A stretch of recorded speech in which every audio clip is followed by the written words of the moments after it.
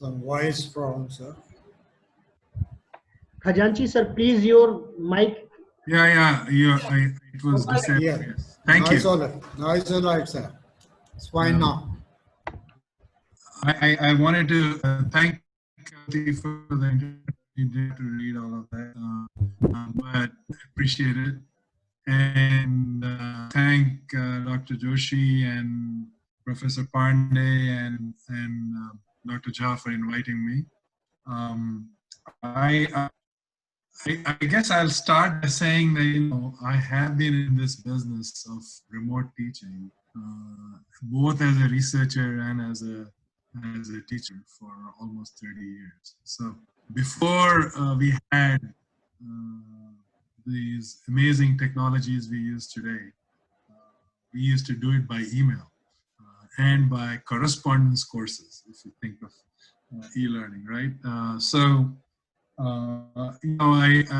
What I want to do is maybe not duplicate.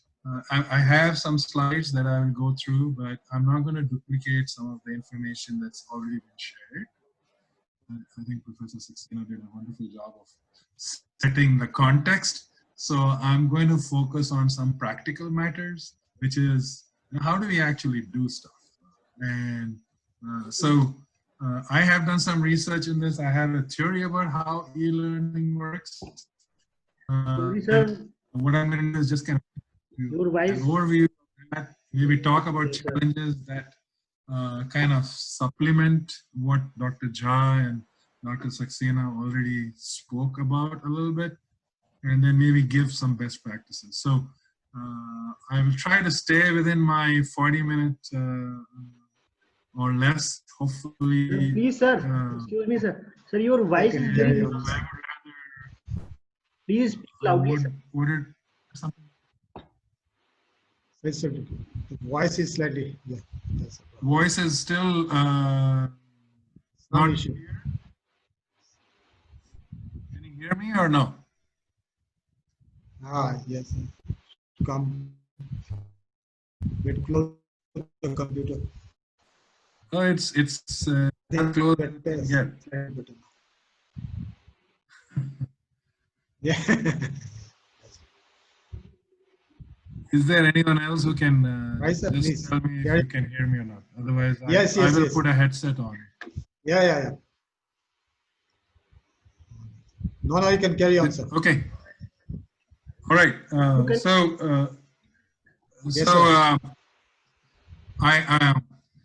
The fact is that 30% of American students in general already had taken online classes prior to COVID, or were taking online classes prior to COVID. To some extent, the impact on higher education of COVID is new, but a lot of the challenges and best practices for e-learning are not very, they have existed prior to COVID.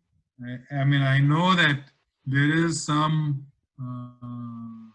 perception about the quality of e-learning, and there are lots of other difficulties that exist with e-learning that cannot be overcome by just replacing face-to-face education with online.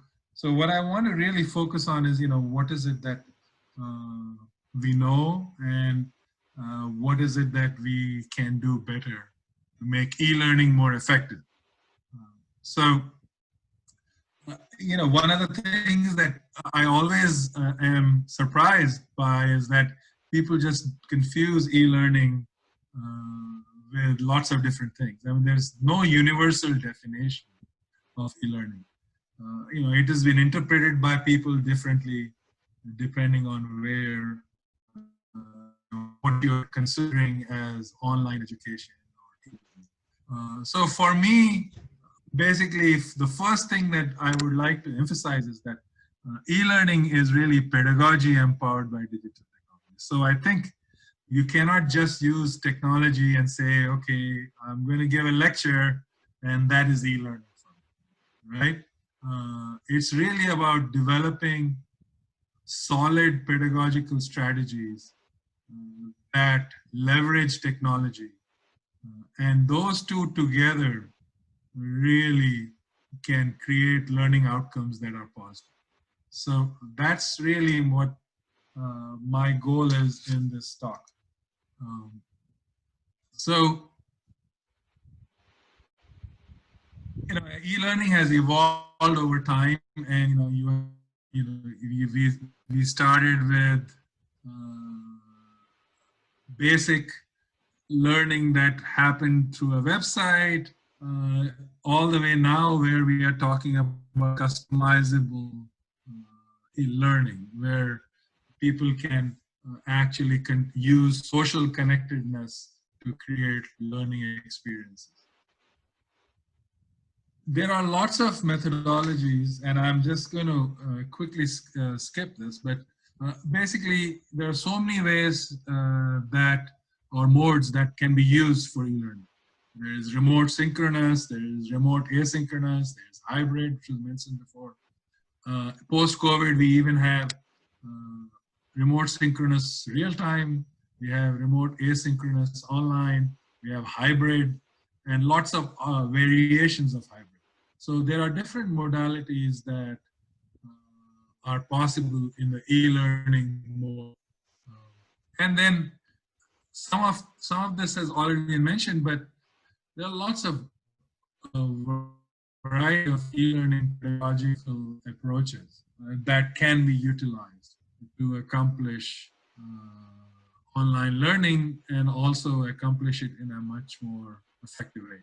So I will just kind of quickly introduce you to my own theoretical perspective of e-learning. And this is something that we published in 2015, but basically the challenge and the opportunity for e-learning has to do with how do you combine the different facets of learning along with leveraging technology to achieve positive learning outcomes.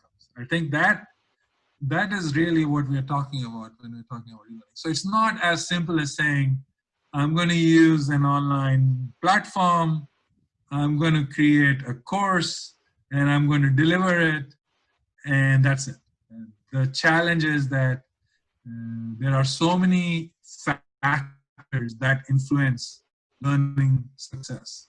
There is learner engagement, which has to do with how satisfied the learner or the student is, how well they interact with the class and with the teacher, how much control they have on their own experience. If you think of control, think of an example of doing a MOOC versus doing a class with a professor. So that's very important. The nature of the technology is important. What kind of features in the technology platform for learning are you able to leverage in providing? Then there is the whole issue of learning style. And then most importantly, it's also the challenge of what kind of subject matter or task are you trying to provide over e-learning so that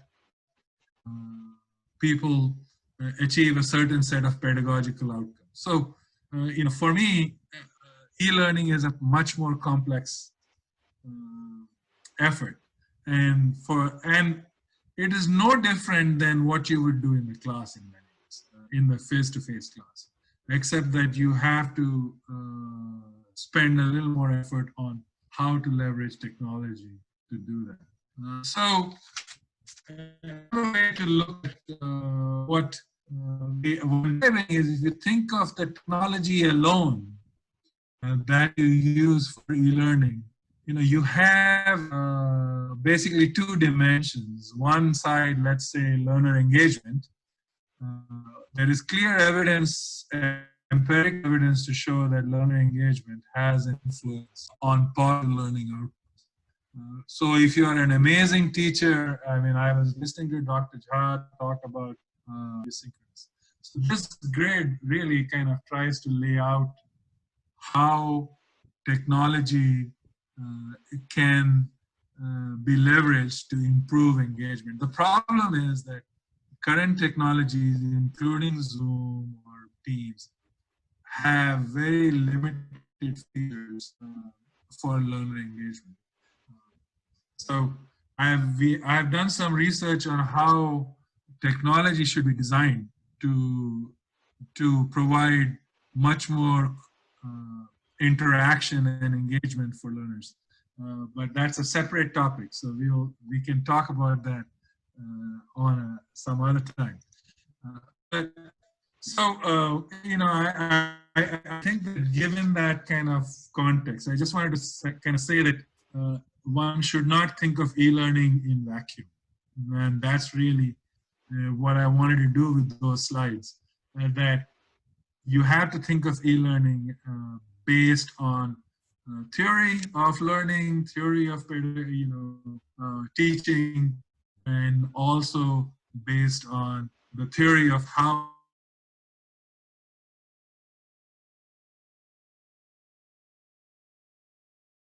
to create the best learning experiences, whether they are face-to-face, whether they are pre-COVID, post-COVID learning, it doesn't matter. Dr. Saxena had mentioned some of the challenges which were different a little bit from what I thought of. So I think they will complement what he's kind of said. So for me, the first thing is that we have to understand as faculty and teachers and educators that learners are used to the social and cultural aspects of face-to-face classrooms, all the way starting from elementary and kindergarten school, right? So if you accept that proposition, then the problem is that you just can't say I'm going to replace face-to-face with online, and I'll do the same thing. I mean, it's not work. So we have to accept the axiom that face-to-face interactions are irreplaceable just by online modalities of any kind. All interactions on online, education students in the United States were taking online classes. That was much higher than previous years. It is one component of their learning portfolio. And many of the classes were just providing information online and maybe assignments online while having face-to-face interaction. So, this point is very critical, and we need to, as educators, understand that students are also struggling in this sense. And also, this lack of face-to-face interaction increases the chances for miscommunication and misunderstanding. We saw that, we already had a audio problem or a video problem or, lack of communication because of technology, or just miscommunication and misunderstanding about expectations itself can cause student stress and anxiety about the learning experience.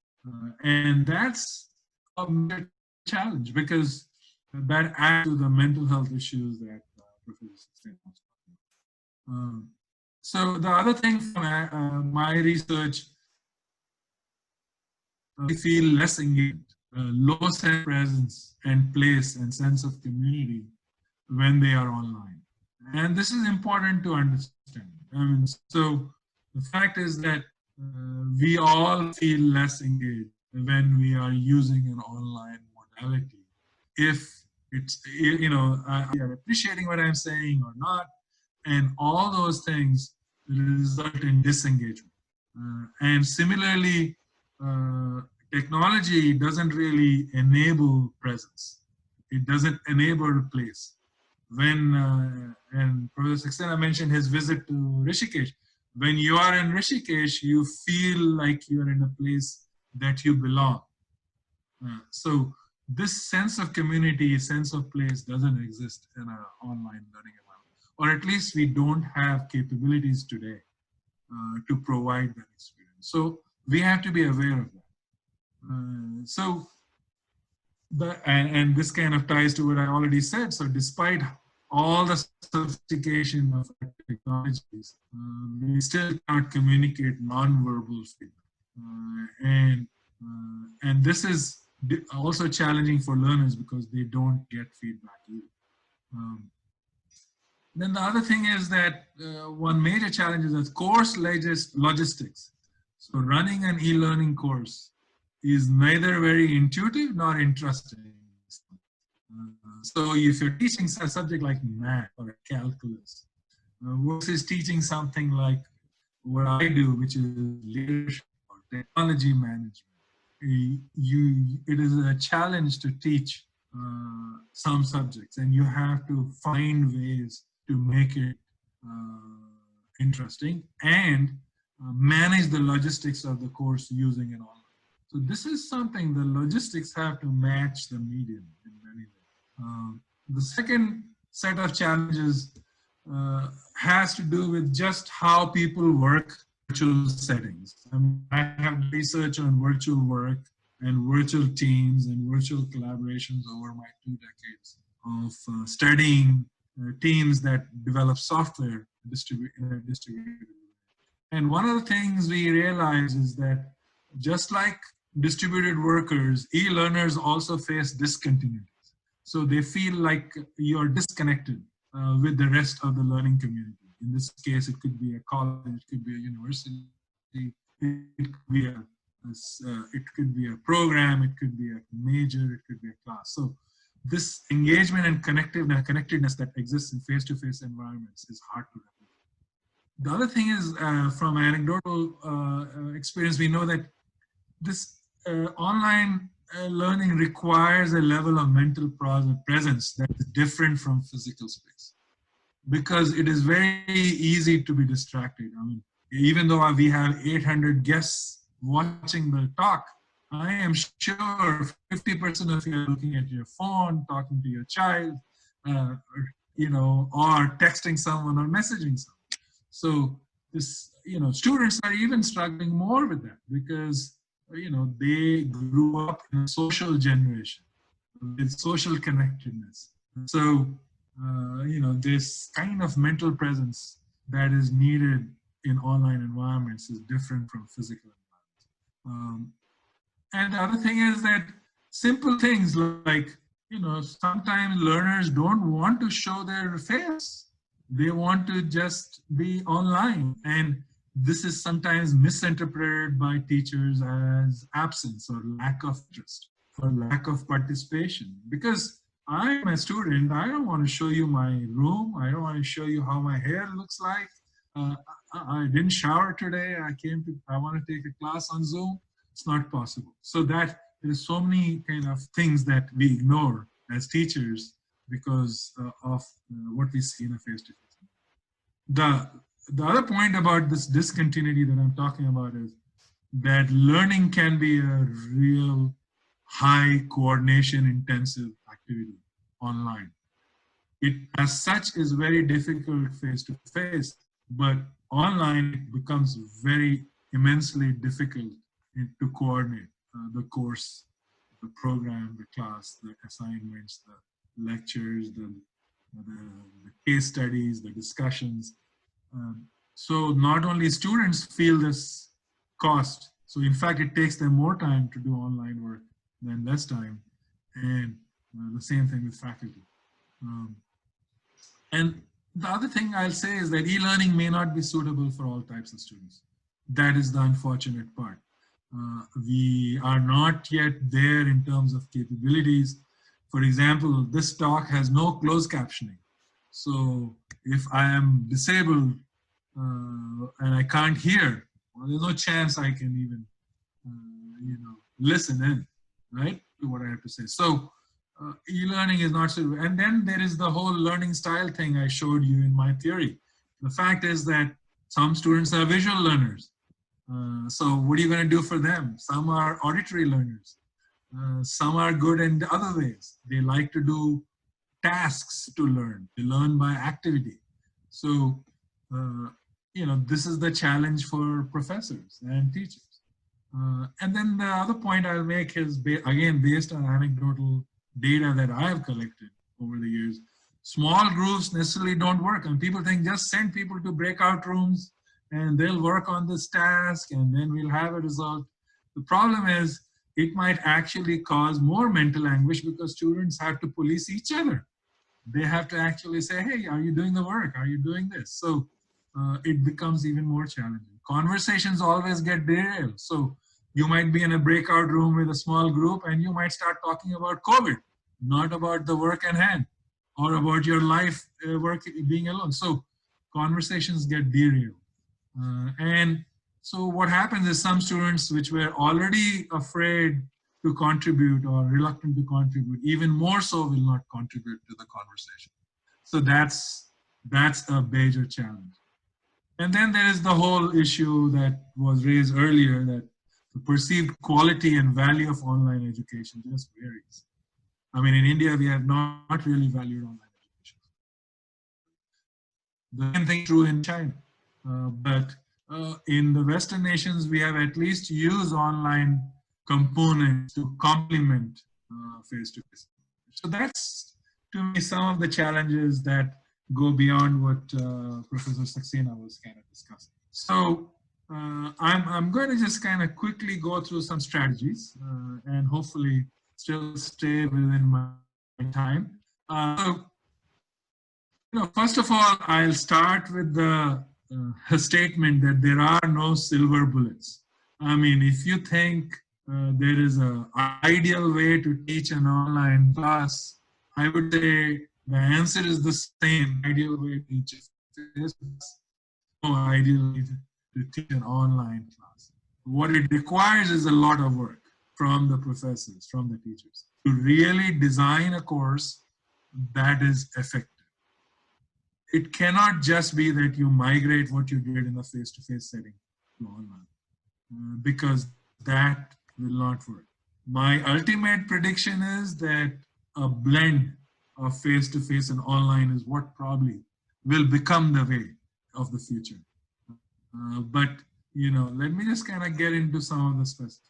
So I kind of talked about the challenges. So I'm going to tell you 10 best practices, if you want to think, or strategies, if you want to think of them that, for effective e-learning. And again, this is just my view based on research of how people work in distributed environments and how people engage. So first thing is, to me, context and engagement matters. So learning can be a positive experience, whether it's face-to-face or over online, if students are engaged. We all know that.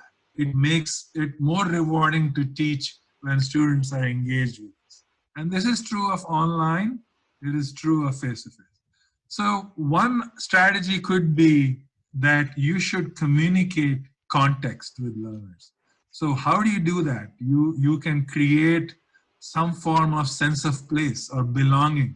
So in order to overcome the physical separation, one approach would be that students would provide, and the professor might provide a profile that is available to students on the first day of class online. You might say, share a little bit about each other, or let's talk about our hobbies, our passions, which is what we do, as people, we call it like the water cooler conversation. When your colleague in the building, in your university, you talk about what happened in your day, right? So what I'm saying is that the learning environment can be enhanced by creating some context, by creating some shared feelings about the learning experience. So another way I have found successful is with my students is just in the last 3 months, I say, let's talk about COVID and how it is affecting you. So start your day with 5-10 minutes about a conversation about your feelings, your reaction, your reflection about life under COVID. So what that does is you're communicating context, but on the other hand, as a professor and teacher, you're also showing empathy to the context. And this will create engagement. Students are going to say, yeah, you care about me. And hey, you also understand my context, right? Maybe tell them, hey, it's okay if you don't want to share your video. It's okay if you don't want to share your background. So what I'm saying is that communicating context with learners by creating kind of a sense of shared experience is very, very important. The other thing that you can try to do with this practice is that establish some shared responsibility for the classes. Again, I'm talking about online, but I really strongly would say that all of this applies to face-to-face too. You know, where we don't do it as well in Indian universities. I went to an Indian university, I can tell you. So establish shared responsibility for the class. So what that means is, you know, communicating early, communicating clearly as a professor about what is the learning activity, what is the task, how can we together accomplish the goal, what can students do to contribute to the learning opportunity. Ask students to lead conversations, maybe give a lecture in your class on a topic, or maybe even demo something. So you can do lots of things to provide shared ownership of your experience. And last thing about this, I would point out, use the platform. So again, that's why I don't like the webinar format, because I can't really see you, but also I cannot use the platform to do a poll. I can't do a, you know, like I could do a quick survey. I use, you know, the raise your hand feature. I use a breakout feature. I show a simulation. I show a video. So how do you get students to engage in a much more effective way using the platform you have? I would create three-dimensional experiences for students. So there are platforms that allow you to do that. So really, the richer communication, the better the interaction between learners and instructors. So that's the idea of this practice. The second I will emphasize is you must establish norms, whether you're doing a face-to-face class or whether you're doing an online class. It's the same thing. In online, it's even more important. Agenda setting, establishing norms is very important. Not only through the syllabus, but also in conversation in class, but also reinforcing on a regular basis. It creates kind of a shared consensus. Even talking to the students and saying, hey, let's discuss how we are going to communicate with each other. Let's discuss what is the best way for you to reach me if you have a question. Let's talk about, so you create a shared consensus with your students. And that will increase engagement, but also establish kind of a normative expectation for what you're going to do in the class. And again, communication is very important. Reinforcing the norms, that we're going to use messaging services like Slack to actually communicate ideas and thoughts. So establish guidelines for coordinating learning, coordinating tasks, coordinating homework, coordinating exams, and all this. Reduce the cost of coordination by communication and planning. And if you want students to use a specific technology, be specific, be explicit, because what happens is we say, oh yeah, send me an email. But the thing is that it's not easy to communicate over email sometimes. You could probably set up office hours on video, or you can set up a FaceTime chat. You can do lots of things. Give them more than one option. Don't give just one way. But set that guideline up front. Give learners control. And I kind of suggested some of that before. You know, if you have shared kind of goals, and if you involve the learners in your activities, it gives them more control on their learning experience. And that results in better outcomes in terms of understanding, in terms of learning, accomplishing learning goals, and ongoing engagement of students. Some people even talk about the idea of having individualized learning contracts. So, I mean, it can be done with hundreds of students, but if you have graduate students, you could have 20 graduate students, you could have a learner contract where you say, here's what you're going to do, here's what I'm going to do as a professor. Here's how we're going to engage. So that's an example. And again, I kind of reinforce the previous comment that self-directed collaborative learning is so important in online environments. And wherever possible, mixing asynchronous and synchronous. So using flipped methodologies. So provide anything that you can lecture about in video or in reading format and give that upfront, and then have a discussion about it in the class rather than just kind of coming and giving a 1-hour lecture. Effective pedagogy is critical. This is, I'm going to say this 100 ways. Pedagogy is crucial. So you cannot just say, I'm going to take what I had in the face-to-face environment and transfer it to the virtual one, right? So there are so many things that have to be considered to create a strong environment for learning in virtual settings. And pedagogy is the most crucial part. Then your approaches, so whether you use flipped classroom, whether you use peer-led instructions, whether you use discussion, whether you use breakouts, whether you use simulations, whatever method you want to use, you need to make sure they fit the task and the learner styles that might be in your class. So as a teacher, one must place oneself in the place of the learner for everything you employ. So what will I do if I were a student and I was given this thing and this approach?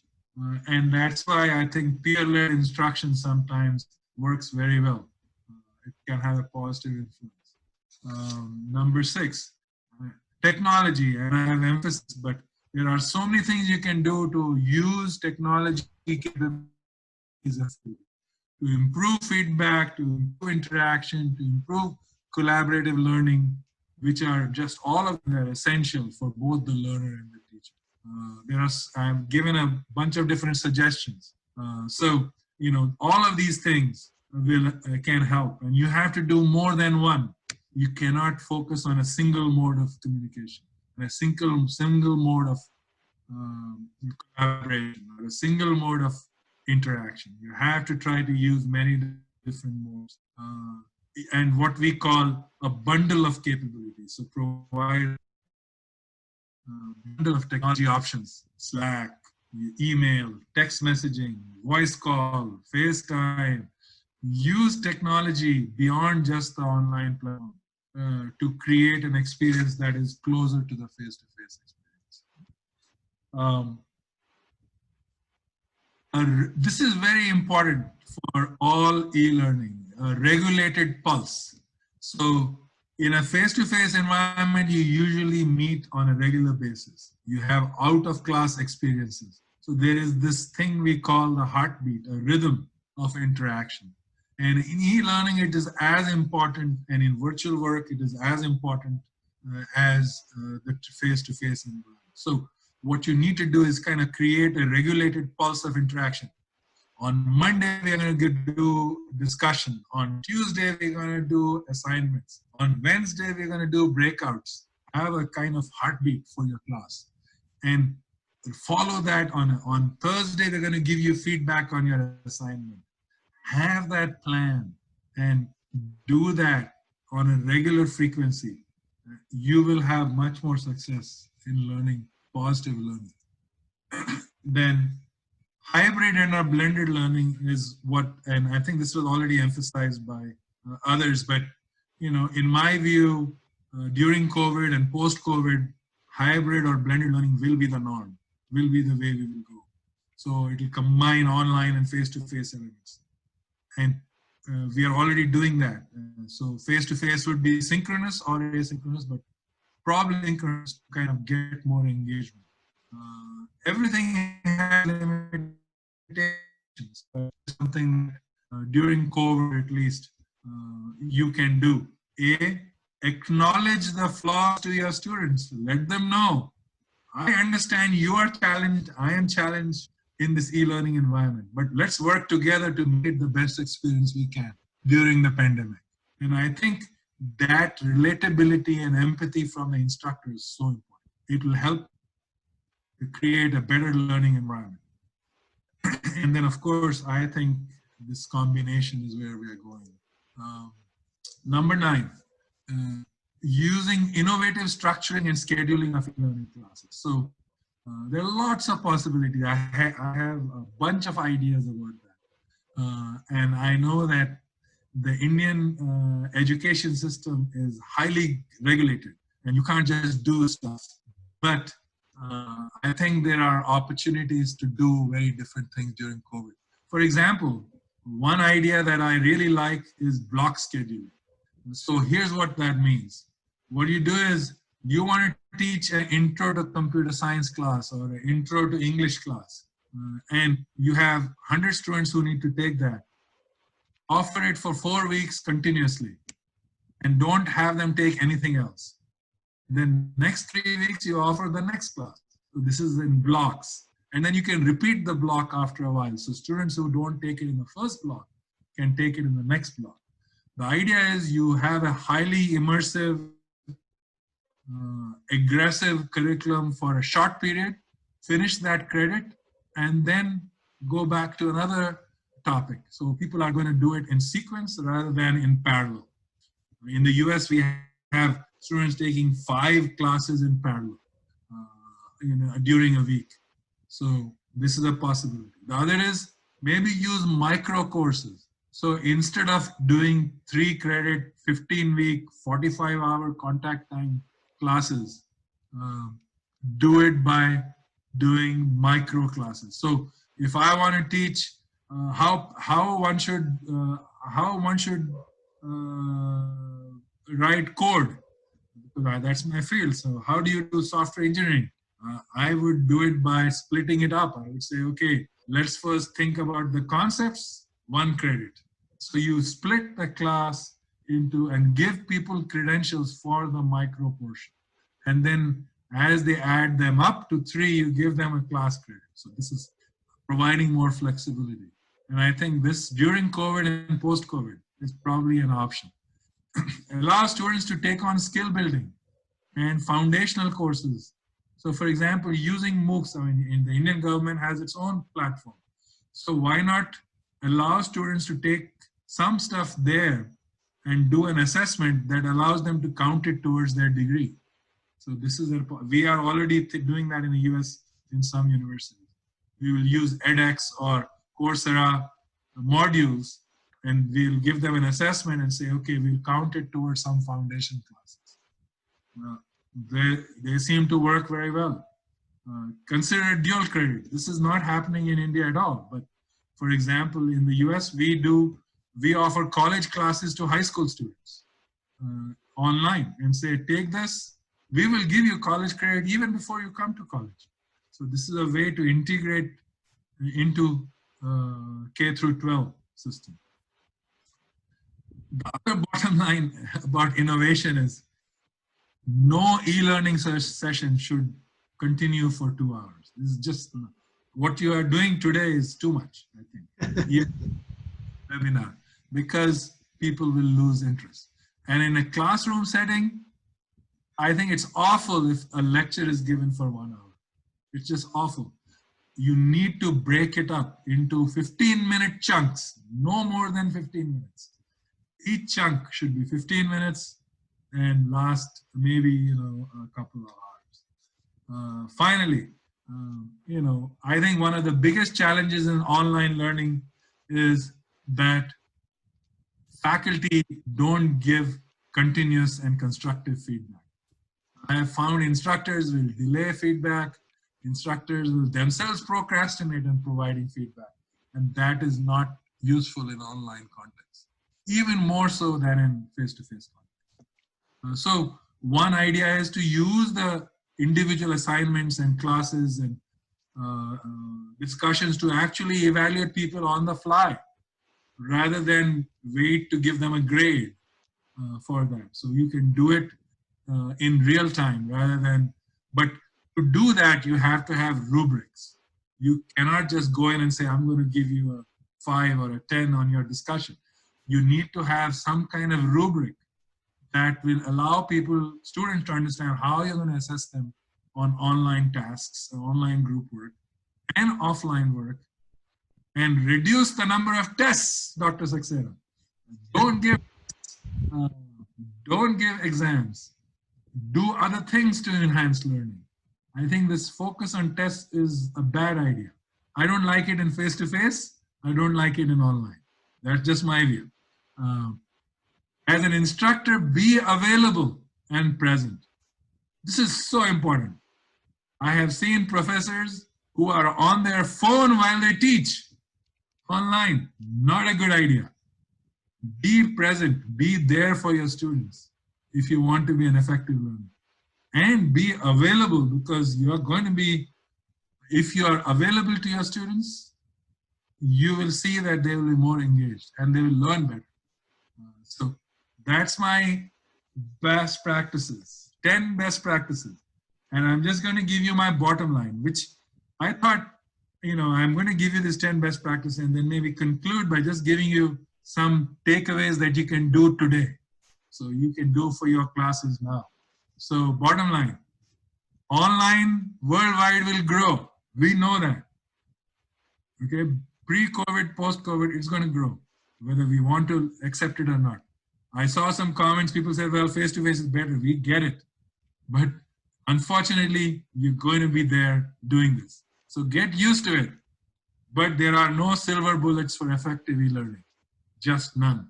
You have to do a lot of work to make it work. Right? So what can you do? First thing, reminder, have a clear, communicated syllabus. What that means is, what are the assignments? What are the assessment rubrics? How are you going to meet? How frequently are you going to meet? What are you going to do? What technology are you going to use? Be clear. Use a stable and robust e-learning platform. Zoom is not the only platform. There are lots of others. Make sure it's stable for students. And Professor Saxena gave good examples of what's happening with students who can't afford internet. And so, we need to make sure first it's stable. Second, people actually can access the stuff you want them to access. Use multimodal learning.